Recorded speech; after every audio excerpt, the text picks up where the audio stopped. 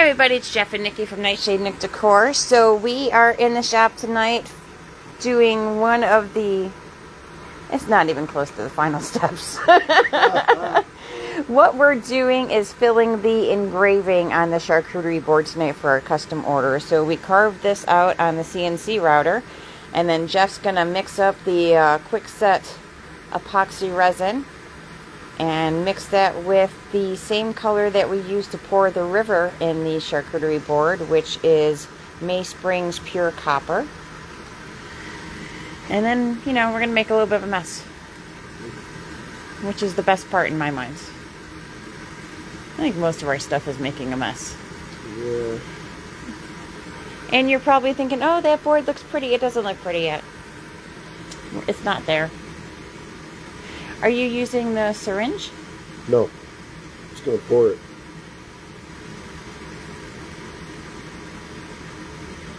I'm going freehand. So you missed the look that he gave me, because we do things differently. I do it with the syringe, all nice and neat and proper, and Jeff does it his way, which is he's just going to pour over it.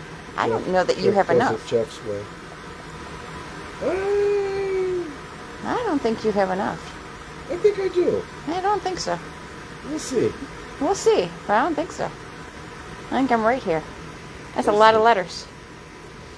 Yeah, but they're not very deep. The only thing is the heart, so we'll see. And I did cut the depth down on that heart by like half. Well, we'll see. If I need to mix a little more, I'll mix a little more. Oh, you're mixing more. Wow.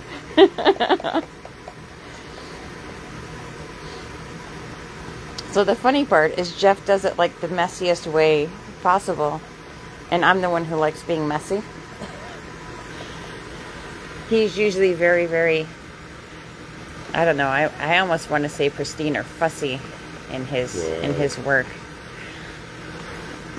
You take that like a criticism. It's not a criticism.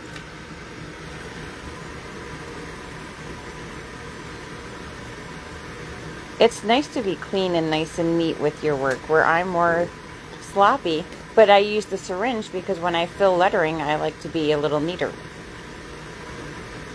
And what's funny is every time I use a syringe and do it, you come behind me and pour. Ah, what's that? I don't know, because you feel like I don't fill them deep enough. Well, it tends to shrink a little, so no matter what, you always have to over pour a little bit. So get a good look at the engraving, because you're not going to be able to see it soon. Yeah. Well, we'll see. Like I said, this is when we get messy. It looks all nice and neat, and when Jeff's done mixing the second cup of epoxy, you'll see just how messy it is. You're a real comedian tonight. Alright, let's do this.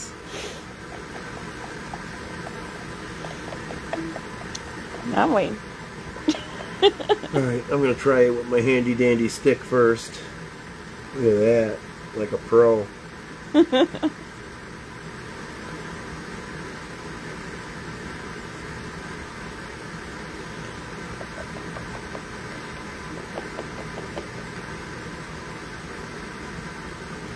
So once he's done filling all of the letters here, what we'll do is let it set up and cure, and then it's going to get run through the sander.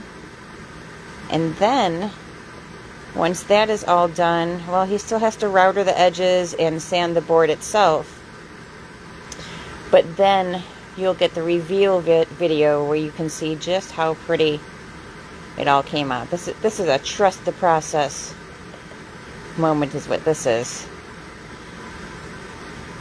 Because as you're looking going, what are they doing to that board? I know. They're making a mess. I know, it looks sloppy, but really we're just making sure all the little nooks and crannies of the letterings are filled in. Yes. Otherwise you'll have gaps and spaces or little pock marks. It'll look ridiculous.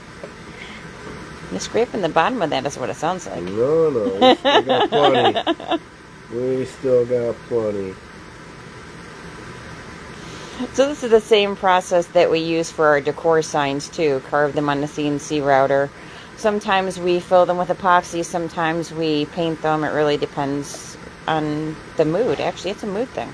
I don't know. It's all a mood thing. With me, it's a mood thing. Yeah, for me, it's a little different. It's a little different with you? Whatever might be more appropriate for the project at hand. And you don't think that's a mood? No. So you also can't see the look that I'm giving him. Yeah. Oh, it used to say Michelle and Matt. No, it just says blah. Meh. So I did also do a video of me carving this on the CNC router. I do need to do some edits on it because you can't hear anything over the CNC router. It's just very, very loud. But I will post that one as well. I'll probably finish that up tonight.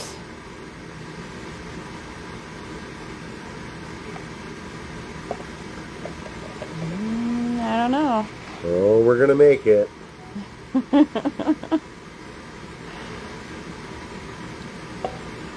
Oh yeah, we got plenty.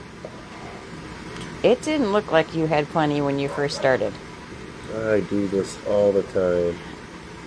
And I do this all the time. What, give me a hard time? Yes.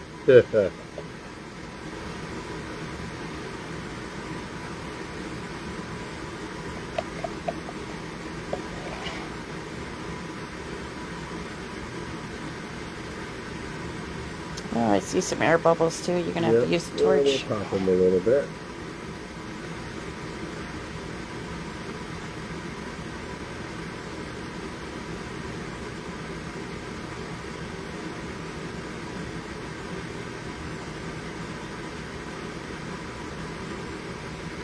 And apparently, I'm running out of snarkiness. I know. Like all epoxy, this quick set is also self-leveling. So as long as we cover everything, it should fill all the nooks and crannies. We will pop the air bubbles. And plenty to fill the heart. And I still have some left over. I need another scoop, but I still have plenty here. I know Nikki has little faith, but I do this all the time. I feel like you're cutting it. Nope, I still have plenty. In fact, there's a couple other nooks and crannies I still need to fill, and I still have plenty. I'm starting to get really good at this. At guesstimating? Yes, at guesstimating small amounts.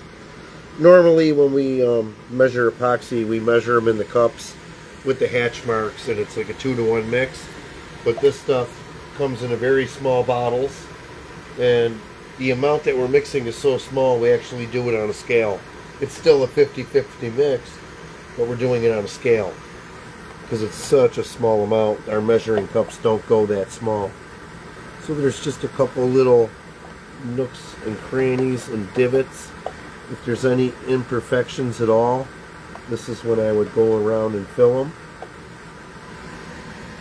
Wow, you still have plenty. I still have plenty. I knew. I do this for a living.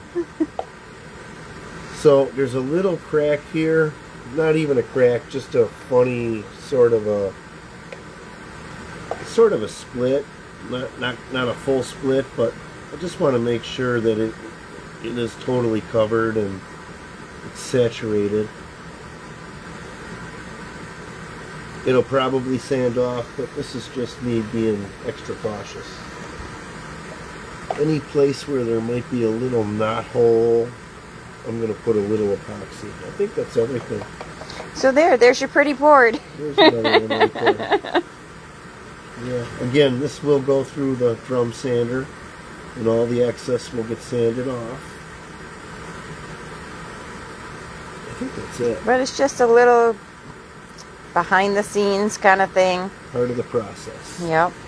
As you can see, the other board we did yesterday, we did the same thing. Any nooks and crannies that didn't get filled, any imperfections, we would go back, and that's what we used that quick set for. All right. Perfect for that. Well, now that you've seen us make your lovely board a big mess. Yes. We made it better. You just can't tell yet. No, it'll look stunning when it's done. He's just going to go over the air bubbles with a torch. And that just removes any of the air bubbles. Yeah, you can see when it goes over the letters, it totally changed that epoxy. And that's it.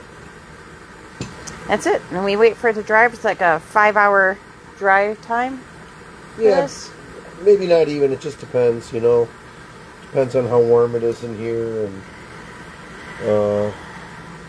And then the next step after this is the finishing step, where it goes through the sander, the drum sander, the planer. No more planer? No more planer. We didn't even use the planer. We just drum sanded. Okay, and then you just router the edges, put the feet, and there are handles on this one. Sanding all the way down from 60 grit all the way down to 320. So the next time you see this will be right before we oil it up and apply the wax to it. The oil and then the wax, yes. Well, I said oil it up and apply the wax to it. You did, yes you did. Yes you did. And then after that, we'll put the feet and the handles on and then ship it off. Yep. Alright guys, well thank you very much for watching. If you have any questions, please feel free to reach out. Don't forget to like and share our videos.